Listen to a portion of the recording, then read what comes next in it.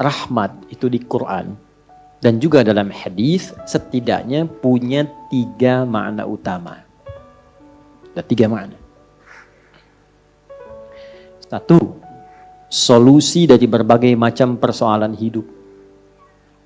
Saya ulang, solusi dari berbagai macam persoalan hidup. Itu diantaranya ditemukan di Quran surah kedua Al-Baqarah di ayat 157. Nah, munculnya ayat 157 ini ada keterkaitan dengan 155 dan 156. Persoalannya di 155, sabarnya 156, solusinya 157. 155, wala nabluwannakum bisyai'im minal khauf wal ju' wa naqsim minal amwal wal anfus wath thamarat wa basyiris sabirin. Sabarnya 156, alladzina idza asabathum musibah qalu inna lillahi wa inna ilaihi raji'un. Ayat 157-nya, ulaika alaihim salawatum mir rabbihim wa rahmah wa ulaika humul muhtadun. Gitu ya. Baik. Rahmat yang pertama, solusi dari berbagai macam persoalan kehidupan. Baik kegelisahan. Jangan dikira yang hadir di sini tenang semua. Ini walaupun wajahnya kelihatan senyum-senyum, hatinya ada yang gundah. Ada yang baru ditolak saat mau lamaran, mungkin kan? Lamar kerja maksudnya. Ya? Ada yang mungkin sedang kesulitan di rumah tangga, pengen dapat ketenangan, khauf. Gak bisa dihindari. Tadi aja kan udah lihat-lihat jam nih, Ustaz datang enggak gitu kan? Padahal saya secepat mungkin bisa ke sini tuh. Ya nggak singgah di rumah. Cuman ke kantor ganti pakaian langsung ke sini. Hampir nggak tidur saya semalam itu. Alhamdulillah. Ya, tapi kan yang khawatir Anda. Wal ju' kan ada yang lapar.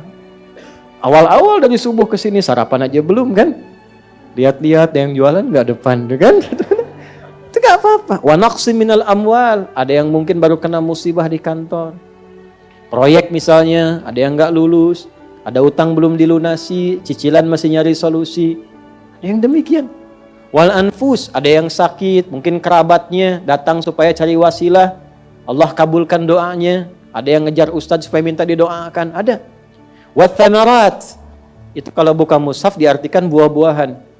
Itu sebetulnya bahasa kiasan. Cara bacanya, memahaminya dengan balaghah. Kalau baca terjemah nanti kurang nyambung. Kalau buah-buahan berarti yang diuji cuma tukang buah. Tukang sayur tidak. Ya. Itu cara bacanya pakai ilmu balaghah, pakai majaz. Maksudnya apa? Kalau buah itu kan didapatkan, dipanen saat mulai pertama kali merawat benih kan? Nanam, dijaga dari hama. Tiba-tiba besoknya mau dipanen, malam-malam diambil orang. Antum yang ikut tender, kualifikasi antum yang jelas, tapi pengumuman orang lain yang ngambil. Itu maksudnya. Ada orang-orang yang kehilangan sesuatu setelah dia berusaha keras mendapatinya. Harusnya dia kok yang dapat orang. Saya mau tanya pada Anda, biasanya kalau situasi begitu pelariannya kemana? Tuh. Ya, cari yang paling kuat kan, doa itu kan yang bisa memberi solusi kan. Doa itu kan minta. Nggak mungkin minta pada yang diduga nggak bisa ngasih. Dan puncak pemberian itu pada Sang Maha Pemberi, yaitu Allah, Wahhab, pemberi tanpa batas. Nah, Allah memberikan tempat-tempat spesial yang kalau minta hati lebih khusyuk. Beda antara minta di kendaraan di rumah dengan di tempat ini. Tempatnya lebih tenang, saat masuk saja suaranya sudah lain, aura sudah beda. Apa nama tempatnya? Masjid. Makanya Bapak Ibu masuk masjid ini rasanya sudah lain. Dengan rumah sendiri tenang mana dengan masuk masjid? Masjid. Masuk rumah semewah-mewahnya, tenangnya nggak sama dengan masuk masjid. Begitu dibuka tenang gitu. Insya Allah. Baru masuk kalau punya masalah kadang-kadang sudah terasa dalam. Nangis kan sholat 2 rakaat. Nyender ke tembok, tidur aja. Ya, tenang. Gitu. Dulu di Jepang dulu begitu, ada cerita, kawan saya sedang cerita itu, kan tingkat bunuh dirinya tinggi karena stresnya tinggi. Ternyata kaya itu tidak menjamin bahagia.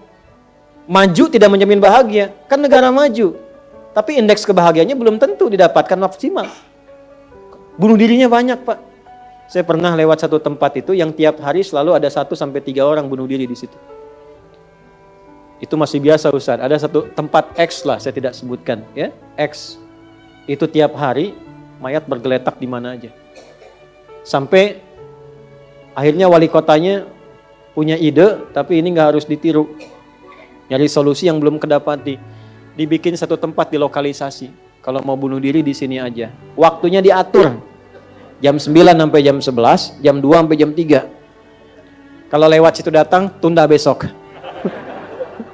Diatur. Ya. Ini kisah nyata. Satu kali ada orang kemudian pengen datang ke situ ketemu sama orang Islam. Mau kemana Pak? Bahasa kita lah. Bunuh diri katanya. Jam berapa? Jam 1. Ini kan belum. Belum. Ikut saya aja dulu. Takut terlambat nih. Bener. Takut terlambat. Nanti kalau Anda merasa rugi, saya ganti apapun itu. Akhirnya ikut. Begitu ikut dibawa ke masjid, ya Allah. Dibawa ke masjid. Itu cuman duduk tunggu di luar, sedang ada pengajian. Duduk, begitu masuk, duduk ketiduran. Tidur, selesai pengajian, dilihat lagi sama yang muslim ini. Kok enak banget tidurnya. Ya kan? Tidurnya, mau dibangunin gak enak. Sampai lewat lah batas bunuh diri itu. Karena lewat gak enak. Dibangunkan, bangun. Katanya, wah bangun kan. Begitu bangun, minta maaf lah si muslim. Saya minta maaf betul-betul. Karena melihat Anda begitu nikmat tidurnya, saya tidak mampu membangunkan Anda. Ini sudah lewat jam bunuh diri katanya. Tapi menariknya kata orang ini, gak apa-apa. Ini tempat apa katanya? Tempat apa?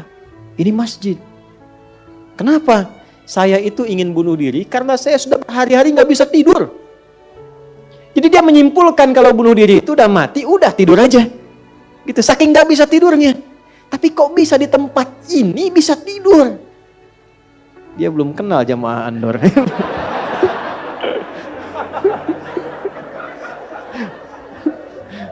Tidur.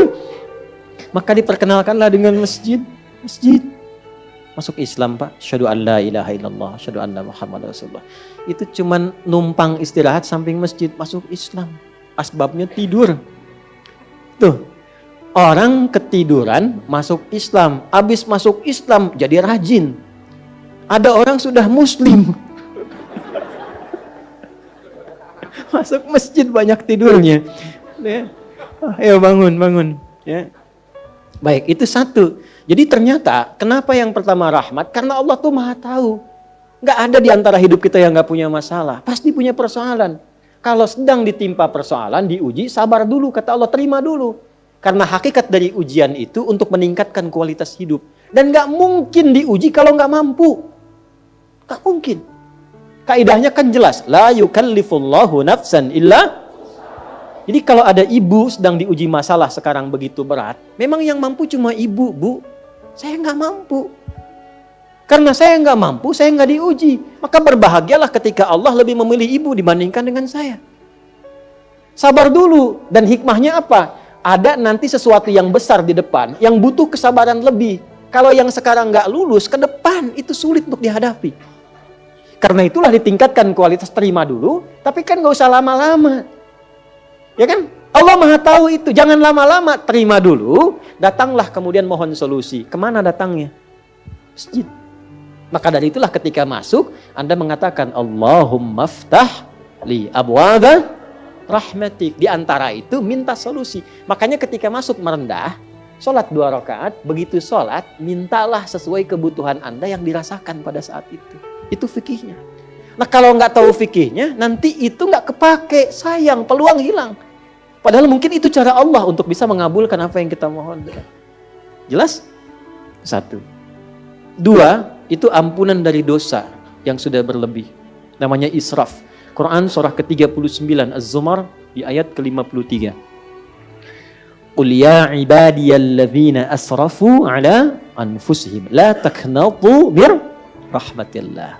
Innallaha yaghfirudz dzunuba jami'a. Duhai hambaku, tuh masih disebut hamba.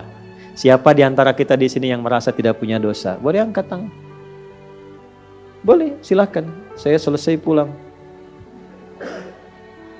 Pasti setiap kita merasa itu. Dan tidak sedikit orang-orang yang ingin taubat itu mencari tempat. Nah, tidak ada tempat yang paling ideal kecuali ke masjid. Kalaupun nggak ada orang, nggak apa-apa. Datang masuk. Masuk Pak. Mungkin yang menghambat rezeki itu dosa. Yang menghambat perbuatan belum bisa jadi baik, dosa. Ya, mohon maaf dengan berbagai jenisnya. Dengan berbagai jenisnya. Maka yang terbaik apa? Datang ke masjid. Datang ke masjid. Ya. Ini kisah nyata di masa lalu. Makanya sering baca tuh yang baik-baik lah, kisah salafus saleh, orang-orang saleh di masa lalu. Ada seorang hamba rajin salatnya. Ini sahih riwayatnya, sahih. Rajin salat. Tapi yang menarik tertuliskan, ya, ketika malaikat itu mendapat informasi, di aras tertuliskan. Ini termasuk bagian dari ahli neraka. Tapi salat. Perhatikan. Ini nanti terkait juga dengan hadis, kalau Anda baca Al-Arba'in, nomor hadis yang keempat itu. Ya, terkait dengan bab takdir. Bagaimana kemudian ikhtiar seorang hamba itu, ya, menjadikan ia berubah dari salah menjadi soleh. Dan sangat dicintai oleh Allah. Oke? Maka apa yang terjadi?